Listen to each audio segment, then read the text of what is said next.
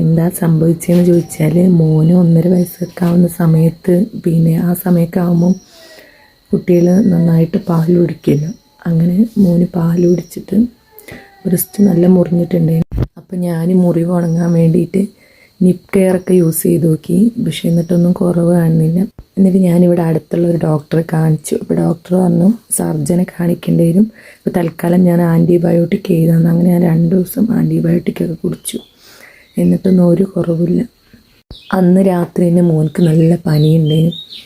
അപ്പം ആ ടൈം ആകുമ്പോൾ നല്ല കുടിക്കില്ല. എനിക്കാണ് നല്ല വേദനയുണ്ട്. എന്നാലും ഞാൻ വേണ്ടില്ല, അവൻ ഉറങ്ങട്ടെ എന്ന് വെച്ച് കൊടുക്കുകയും ചെയ്തു.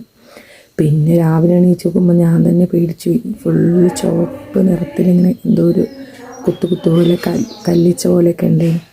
അപ്പം എനിക്ക് പേടിയായിട്ട് ഞാൻ പറഞ്ഞു അനിയത്തിനോട് നമുക്ക് വേഗം ഹോസ്പിറ്റലിൽ പോവാം, നല്ല കൂടിയിട്ടുണ്ട് എന്ന് പറഞ്ഞു. അങ്ങനെ ഹോസ്പിറ്റലിലെത്തി. പക്ഷെ ഞാൻ ഒരിക്കലും പ്രതീക്ഷിച്ചില്ല ഞാൻ എന്തെങ്കിലും ഓയിൻമെൻറ്റ് തരുമെന്നൊക്കെ വിചാരിച്ചു. അപ്പോൾ ഡോക്ടർ നോക്കിയിട്ട് പറഞ്ഞു ഇത് നല്ല പഴുത്തിട്ടുണ്ടല്ലോ, ഫുള്ള് ഇൻഫെക്ഷനാണ്, ഇന്നിങ്ങനെ ചലം വരുന്നുണ്ടേനു.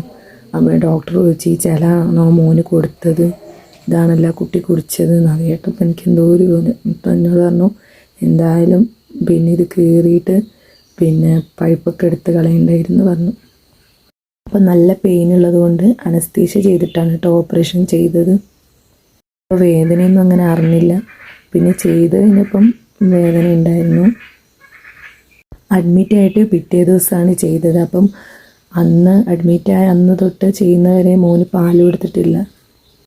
ആ ടൈമിലൊക്കെ നല്ല വാശിയായിരുന്നു, ഫുള്ള് കരച്ചിലായിരുന്നു. പാവം അനിയത്തി മൊത്തം അവനെ നോക്കിയത്. കരഞ്ഞിട്ട് അവളൊന്നും ഉറങ്ങിയിട്ടുമില്ല, ഞാനും ഉറങ്ങിയിട്ടില്ല. ഓപ്പറേഷൻ കഴിഞ്ഞ് അന്ന് തന്നെ എന്നോട് ഡോക്ടർ ചോദിച്ചു പാൽ കൂടി നിർത്തട്ടെ, ഞാൻ മരുന്ന് എഴുതട്ടെ എന്നൊക്കെ. എനിക്കാണ് മോന് ചെറുതല്ലേ, നിർത്താനേ തോന്നുന്നില്ല. ഞാനൊന്നും മിണ്ടാതെ ഇങ്ങനെ ഇരുന്നു. അപ്പോൾ ഡോക്ടർ പറഞ്ഞു എനിക്ക് ഇഷ്ടമില്ലെങ്കിൽ ഞാൻ എഴുതുന്നില്ല എന്ന് പറഞ്ഞു.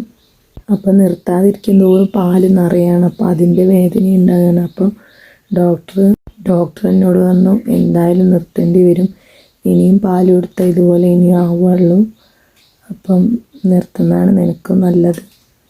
അങ്ങനെ ടാബ്ലറ്റ് കഴിക്കാണ്ട് തന്നെ 2-3 ദിവസം കഴിഞ്ഞപ്പം താനെ നിന്നു. പിന്നീടുള്ള ദിവസങ്ങളൊന്നും ഞാൻ ഉറങ്ങിയിട്ടേ ഇല്ല. മോൻ്റെ കരച്ചിലും വാശിയും അങ്ങനെയൊക്കെ ആയിട്ട് ഉറങ്ങിയിട്ടേ ഇല്ല. പിന്നെ അവനെങ്ങനെ നോക്കുമ്പോൾ എനിക്ക് ഭയങ്കര സങ്കടമാണ്. അപ്പം ഞാൻ എൻ്റെ സങ്കടം എല്ലാവരോടും പറയുമ്പോൾ എല്ലാവരും പറയും അന്ന് സാരമില്ല, എത്ര പേര് പാലില്ലാണ്ട് കുട്ടികൾ നിൽക്കുന്നുണ്ട്, അങ്ങനെ നോക്കുന്നില്ലേ, അതൊന്നും കുഴപ്പമില്ല, അവൻ ഇത്ര കാലം കുടിച്ചില്ലേ എന്നൊക്കെ പറഞ്ഞ് എന്നെ ആശ്വസിപ്പിക്കും. ആരൊക്കെ എത്ര ആശ്വസിപ്പിച്ചാലും നമ്മുടെ മനസ്സിലൊരു സങ്കടം ഉണ്ടാവില്ല. എത്ര പറഞ്ഞാലും അത് അവിടെ തന്നെ ഉണ്ടാവില്ല. അപ്പം ഞാൻ ഈ വീഡിയോ ചെയ്യാനുള്ള കാരണം തന്നെ നമുക്ക് എന്തെങ്കിലുമൊക്കെ വരുമ്പം നമ്മളെന്ത് ചെയ്യും, ഈ ഭാഗത്തൊക്കെ ആകുമ്പോൾ കാണിക്കാൻ വേണ്ടിയിട്ട് നമ്മൾ കാണിക്കില്ല, അങ്ങനെ വേദന സഹിച്ചുകൊണ്ടിരിക്കും.